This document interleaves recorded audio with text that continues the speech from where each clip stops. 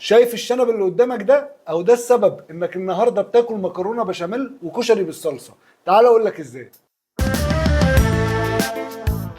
اولا اهلا بيك في سلسله اساسيات الطبخ. لو فاتتك بقيه حلقات السلسله يا ريت ترجع تشوفها عشان هتستفيد منها جدا.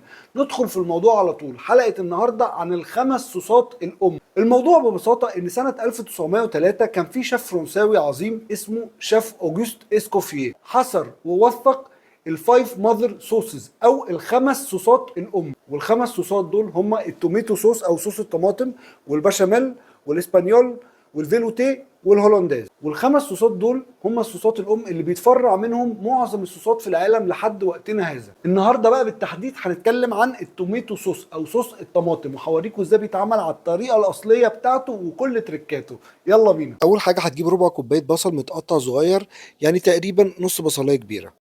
حله تقيله وشويه زيت، وننزل بالبصله بتاعتنا مع شويه ملح ونديها التشويحه يا دوبك بس تاخد لون، مش عايزينها تغمق وتبقى بالمنظر ده لانها هتمرر.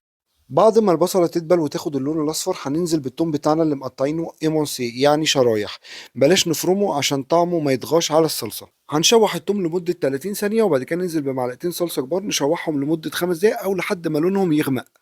بعد كده هننزل بعصير الطماطم بتاعنا اللي هم 800 جرام عصير طماطم او كيلو يعني قبل ما تتقشر. بتجيب الطماطم وتعمل فيها كروس بالسكينه وتغليها في ميه لمده 5 دقائق. اهم حاجه واهم خطوه تشيل منها البذر، وده بيبقى عن طريق مكنه زي اللي انتوا شايفينها دي، او بتعمله يدوي لان البذر لما بيتسخن بيعمل طعم مراره. اليدوي طريقته بسيطه جدا، بتجيب زي مصفى صغيره وبتطلع البذر كده بايدك وتبتدي تجمع اللحم في ناحيه والبذر في ناحيه، وفي الاخر خالص بيبقى عندك البذر بتصفيه كويس جدا كده من كل الميه اللي فيه، ما يتبقاش غير البذر، والميه بتروح جايه حاططها على لحمه الطماطم. ممكن بقى بعد كده الطماطم تضربها في الكبه او في الخلاط، وممكن تعملها بايدك زي ما انا بعملها كده عشان انا بحب يبقى فيها كده قطع صغيره، بتبقى حلوه جدا، وفي اكلات معينه بتبقى طعمها لذيذ جدا زي البيتزا مثلا او مكرونه. بعد كده على نار ضعيفه جدا تسويها لمده 45 دقيقه، واهم حاجه انك كل شويه تقلب لان الميه بتطلع على الوش وبيفضل القطعه تحت فما تتحرقش. وبعد ما تطفي النار لو عايز تديها تاتش ايطالي ممكن تحط شويه ريحان وشويه زيت زيتون وتقلب، وكده جاهزه معاك الصلصه. ده بقى ممكن تستخدمه في مكرونه، في بيتزا، في طواجن، طاجن مثلا سبيت او سي فود مثلا في الفرن. تحفه.